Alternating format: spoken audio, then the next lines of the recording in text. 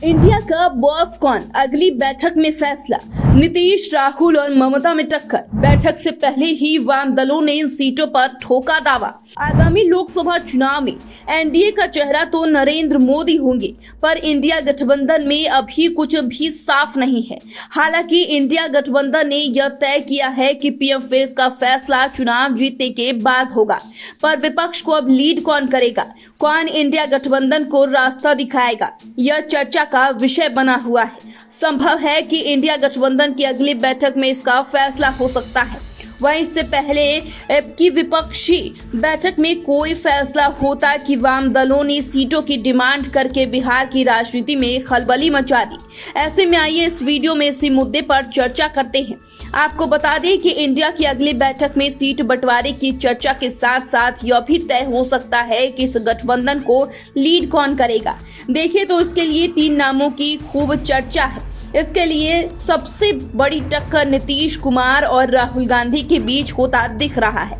यहाँ राहुल गांधी के लिए मुश्किल यह है कि पार्टी के ही कई नेता नीतीश कुमार के लिए आवाज बुलंद करते नजर आ रहे हैं।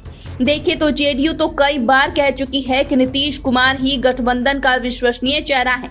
पार्टी का कहना है कि अब इंडिया को नीतीश कुमार के अनुसार चलना चाहिए। वहीं अब इसके समर्थकों में कांग्रेस विधायकों की भी लिस्ट लंबी होती जा रही है। दरअसल कांग्रेस के कई विधायकों ने नीतीश कुमार को पीएम बनाने के लिए मोर्चा खोल दिया है।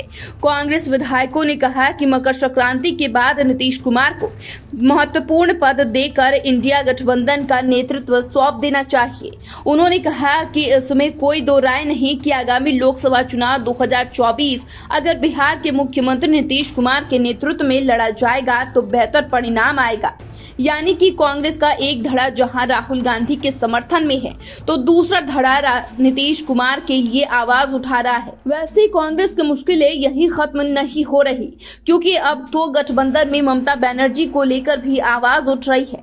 दरअसल टीएमसी का कहना है कि कांग्रेस ने जमींदारी मानसिकता से 5 राज्यों में विधानसभा चुनाव लड़कर देख लिया, इसलिए अब उसे बंगाल की सीएम ममता बनर्जी की सलाह मानकर चलना चाहिए। यानी कि इंडिया गठबंधन को लीड करने के लिए 3 चेहरों के बीच महा टक्कर होता दिख रहा है। हालांकि नीतीश कुमार के लिए फायदे की बात यह है कि इनके समर्थकों में अपनी पार्टी के साथ साथ कई कांग्रेसी नेता भी शामिल है। ऐसे में अगली बैठक में इस पर कोई फैसला होता है या नहीं, इस पर सभी की नजरें होंगी। वैसे इंडिया गठबंधन की बैठक में सीट बंटवारे पर भी चर्चा होने की संभावना है। जाहिर सी बात है कि नीतीश कुमार पहले भी कह चुके हैं कि अगली बैठक में आगे की बात होनी चाहिए, इसमें की सीट शेयरिंग भी शामिल है। इन सब के बीच वाम दलों ने बिहार की 22 सीटों पर दावा ठोक दिया है।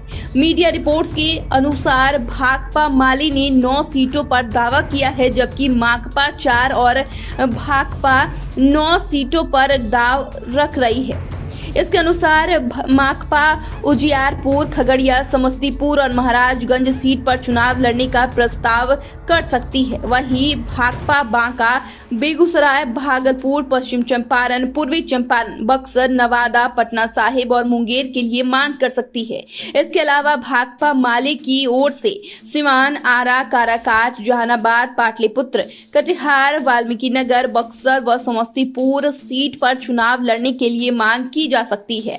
जाहिर सी बात है कि वाम दलों की डिमांड को देख महागठबंधन में खलबली मच सकती है, क्योंकि कई सीटों पर अभी जेडीयू के सांसद है। वहीं 22 सीटें अगर वाम दलों को मिल जाएगी तो जेडीयू, राजद और कांग्रेस के हिस्से में क्या आएगा। यानी कि इंडिया की अगली बैठक में जहां इसको लीड करने वाले नेता को लेकर काफी तकरार होने की संभावना दिख रही है, तो वहीं जिस तरह से वाम दलों ने सीट की बड़ी डिमांड रखी है, उसको देखकर महागठबंधन में भी हलचल तेज हो सकती है।